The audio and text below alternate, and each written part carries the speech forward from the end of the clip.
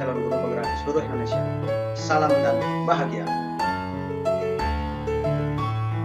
Ketemu lagi dengan saya, Igede Joni Arta, dalam demonstrasi kontekstual modul 3.1. Pengambilan keputusan sebagai pemimpin pembelajaran. Sahabat guru penggerak semuanya, telah banyak yang kita pelajari selama kita mengikuti diklat ini, mulai dari modul 1 sampai dengan modul 3 ini. Tentunya, pengetahuan yang kita peroleh tidak cukup hanya sampai pada diri kita. Oleh karena itu, sahabat guru penggerak semuanya, ke depannya kita harus mampu untuk mensosialisasikan atau mengimbaskan pengetahuan yang kita miliki tersebut. Pertanyaannya, bagaimana Anda akan mentransfer atau menerapkan pengetahuan yang Anda dapatkan di program guru penggerak ini di sekolah atau lingkungan asal Anda? Secara pribadi, saya akan mensosialisasikan atau mengimbaskan pengetahuan yang saya dapatkan di program guru penggerak ini melalui momen-momen tertentu di sekolah. Misalkan pas ada acara rapat, atau nanti saya akan meminta kepada kepala sekolah untuk menyediakan waktu khusus terkait dengan pengimbasan, terutama materi yang kita pelajari sekarang, yaitu pengambilan keputusan sebagai guru. Jadi pengambilan keputusan sebagai pemimpin pembelajaran ini penting kita sosialisasikan atau kita imbaskan kepada rekan sejawat. Itu dalam proses pengimbasannya nanti saya akan menggunakan media PowerPoint. Ada beberapa langkah sebagai langkah awal. Yang pertama adalah menggali atau menemukan kasus. Baik itu kasus yang saya alami sendiri ataupun dialami oleh rekan sejawat di sekolah kita. Nah, kasus-kasus itu apakah tergolong dilema etika ataukah rujukan moral? Nah, tentu nanti akan berdasarkan analisis kita akan mengetahuinya dan segera dapat mengambil keputusan. Langkah-langkah pengambilan keputusan yang akan saya lakukan nanti, yang pertama adalah menggali dan menemukan kasus nyata seperti yang saya katakan tadi, baik itu kasus yang berasal dari diri saya atau yang saya alami ataupun yang dialami oleh rekan sejawat. Kemudian menganalisis kasus tersebut berdasarkan materi pengambilan keputusan yang kita peroleh, yang meliputi menentukan terlebih dahulu paradigma penyelesaian kasus, yang kedua menentukan prinsip pengambilan keputusan, dan yang ketiga adalah melakukan 9 langkah pengambilan dan pengujian keputusan. Dalam 9 langkah ini, yang pertama, kita harus mampu menentukan nilai-nilai yang saling bertentangan dalam kasus tersebut.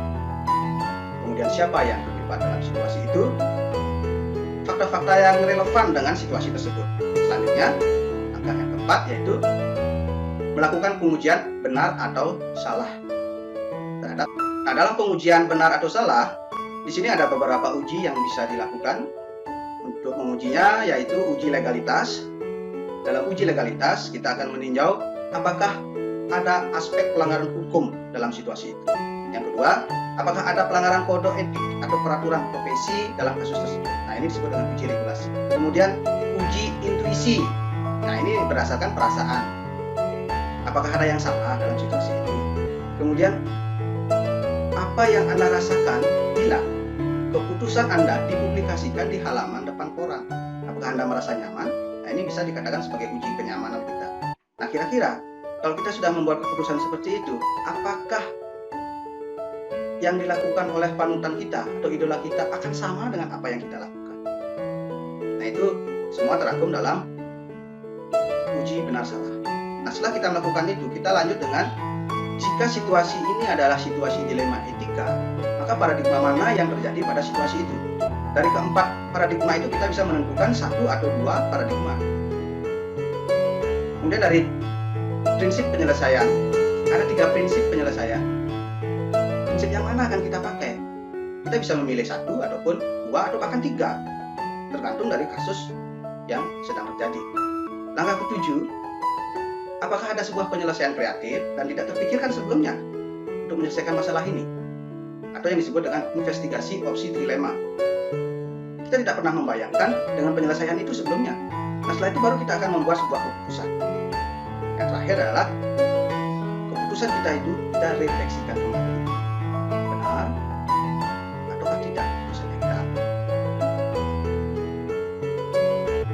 Berikutnya adalah mulai kapan Anda akan menerapkan langkah-langkah tersebut? Hari ini, besok, minggu depan, atau hari apa? Supaya tidak lupa kita harus mencatatnya. Nah, Nah, secara pribadi saya sendiri berniat untuk melaksanakan langkah-langkah ini mulai sekarang. Karena saya memandang setiap kasus bisa diselesaikan dengan langkah-langkah ini. Nah, bagaimana dengan saudara-saudara semuanya? Apakah ini dipandang baik? Kalau dipandang baik, pasti berpikir sekarang saya harus lakukan. Nah, berikutnya adalah siapa yang akan mendampingi Anda dalam menjalankan pengambilan keputusan sebagai pemimpin pembelajaran. Seseorang yang akan menjadi teman diskusi Anda untuk menentukan apakah langkah-langkah yang Anda ambil tepat atau efektif.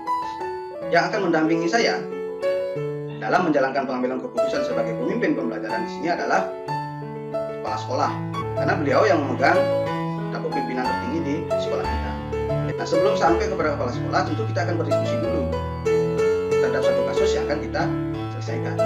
Dan keputusan apa yang kita ambil perlu kita diskusikan. Nah, di sini untuk menjadi teman diskusi, saya akan menggandeng teman, mulai dari rekan sejawat yang berkompeten, dalam hal ini lebih cenderung kepada wali kelas ataupun pada guru BK, dibantu dengan wakaset. Jadi itu kepala sekolah, wakaset, dan rekan sejawat. Nah, mudah-mudahan apa yang kita diskusikan nanti sehingga menghasilkan sebuah keputusan adalah keputusan terbaik bagi diri kita sendiri maupun bagi siswa, sehingga keputusan yang terbaik itu akan menciptakan suatu kondisi positif di sekolah kita. Guru itu ibarat gula di dalam kopi. Jika kopinya terlalu manis, ya yang salah gula, kebanyakan gula. Kopi terlalu pahit, ya yang salah ya gula, kurang gula.